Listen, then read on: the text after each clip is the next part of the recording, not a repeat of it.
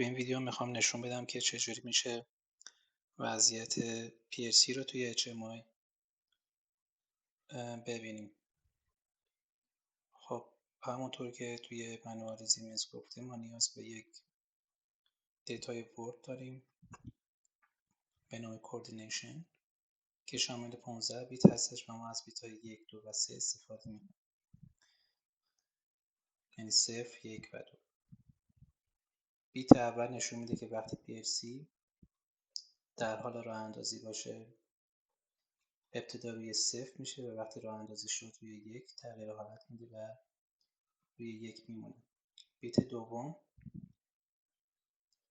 نشون میده که اگر PLC توسط کاربر به صورت دستی آفلاین بشه این بیت از حالت 0 به 1 تغییر حالت میده و بیت سوم یا در از همون بیت دوم این بیت لایو بیت هستش که مدام در حال تغییر هستش از 0 به 1 و 1 به 0 یا 1 ثانیه یک بار هم این اتفاق داره بیفته و اگر این تغییر حالت وجود داشته باشه نشون دهنده این هست که PLC به HMI وصل هستش و ارتباط برقرار هستش و اگر این تغییر حالت بیت انجام نشد نشون میده که ارتباط برقرار نیست. خب ما میریم توی تیا پورتال. ابتدا PLC رو من به HMI وصل کردیم. PLC 1215C دارم و یه HMI TP700 کامفورت. ارتباطشون برقرار هست. من میرم توی اد نیو بلاک و یه دونه دیتا بلاک میسازم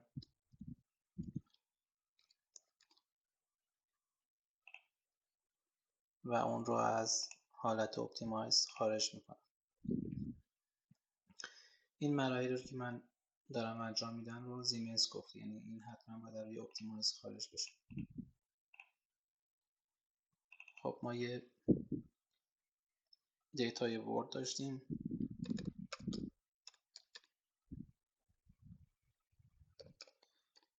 به نام کوردینیشن یا کوردینیقون که من به آلمانی نوشتم و از جنس ورد هستش. خب ما یه PLC مود هم میخوایم که ما توی این PLC مود نشون بدیم که وضعیت PLC در چه حالت هستش، ران هستش یا استاپ هستش. از جنس اینتیجره که ما بعد این رو استفاده میکنیم. یک بار کامپایل میکنم بعد از که دیتا ها رو ما روی دیتا بلاک نوشتیم بعد حتما یک بار کامپایل بکنیم که این اطلاعات برای PLC قابل قرائت باشه. خیلی خوب. الان میرم تو بخش کانکشن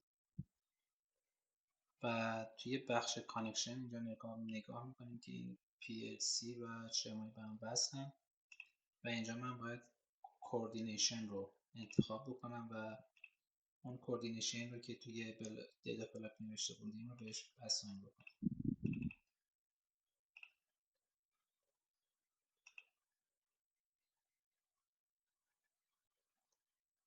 الان میرم توی تگ های HMI و اینجا من باز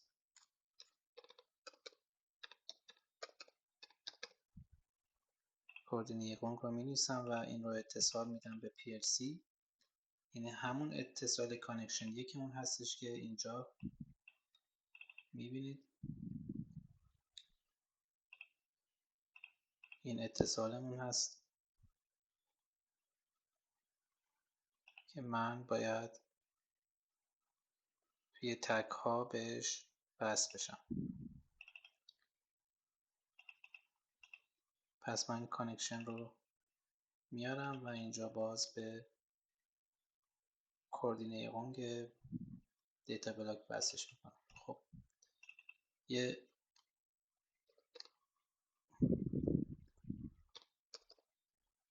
PLC مود داشتیم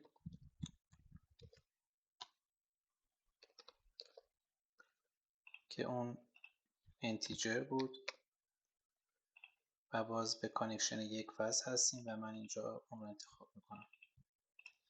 خب یه لبنز بیت هم داشتیم اینجا که گفتیم بیت مدام در حال تغییر هستش و نشان دهنده ارتباط PLC و HMI هست. پس من اینجا یه دونه لبنز بیت میسازم و جنسش باید بولیان باشه و اینجا حتما باید اون اکسس مودش رو بزنم روی ابسولوت. خب اینجا گفت زیمنس گفته حتما باید دیتای 1 2 باشه و ما یک بار اینو کامپایل میکنیم. خب همونجور که گفتم من PLC مود رو میخوام. توی PLC مود اینجا گفته که اگر 8 باشه یعنی ران هستش و اگر 4 باشه یعنی استاپ. پس من توی اینجا یه تکست اینجا معرفی کردم PLC مود. اینجا گفتم اگر 8 باشه یعنی ران، اگر 4 باشه یعنی استاپ و این رو من میرم توی تگ ها و اینجا یه ایونت بهش میدم. حالا یه چیز مهم این هستش که این توی بخش سیتینگ این رو حتما من باید روی کانتینیو بذارم. خیلی مهمه و اینکه اینجا مشخص شده که هر یک ثانیه یک بار این اطلاعات رد و بدل میشه. پس من اینجا get phc mode رو میارم و اینجا کانکشن و کانکشن 1 رو بهش وصل میکنم و توی مود آوتپوت هم PLC مود رو بهش وصل میکنم. اگر اینجا بخوایم مشخص بکنیم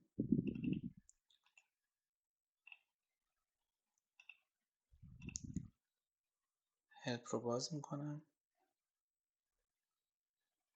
و اینجا PLC مود رو سرچ میکنم. اینجا این نشون داده که 4 یعنی استاپ، 8 یعنی ران، 6 یعنی استارتاپ، 9 یعنی ران، رداندانت و 10 یعنی هولد. خب من یک بار تست میکنم ببینم که اون تغییرات اعمال شده یا نه. اول PLC سیم رو باز میکنم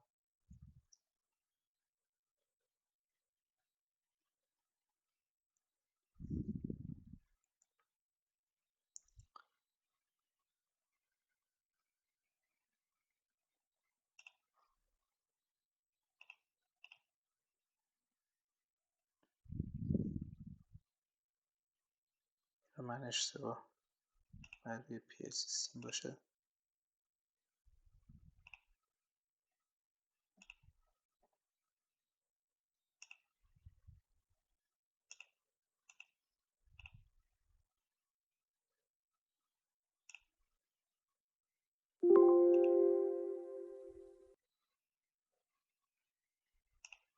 لود میکنم.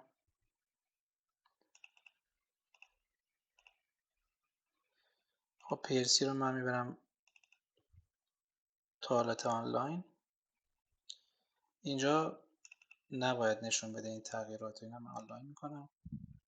ببینید هیچ تغییری ایجاد نشده. پس ما نیاز هست که حتما این HMI رو بیاریم بالا که ارتباط برقرار بشه. خب الان اینجا باید این تغییرات اعمال بشه 1 5 و الان PLC مود هم به من داده 8. این یک نشون میده که این بیت رو ما گفتیم زمانی که PLC راه اندازی میشه از 0 به 1 تغییر میکنه و روی 1 میمونه و منتها این بیت مادام در حال تغییر هستش 0 1 و 1 به 0. زمانی که 0 هستش این بیت ما اینجا این ورد رو 0 داریم و زمانی که 1 میشه 5. خب من آفلاین میشم، میرم توی صفحه HTML و خیلی سریع یه دونه تکست باز میکنم و این تکست رو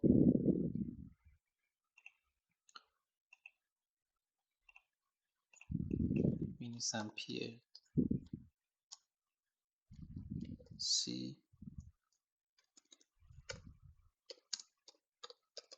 مود و اینجا اون تکست لیست رو بهش اضافه میکنم. این و این تگ مودمون هستش که اضافه میکنیم و الان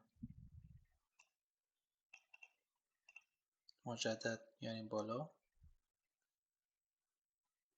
این دیگه سلیقه‌ای هست، شما میتونید از رنگ استفاده بکنید. به جای نوشتاری اگه نگاه بکنید الان من تو حالت ران هستم. من یک بار دیگه PLC رو میارم تو حالت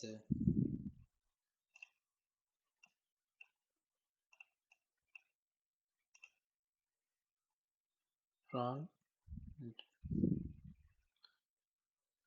حالا استاپ میکنم. اینجا میبینید که استاپ شده. یک بار دیگه ران میکنم.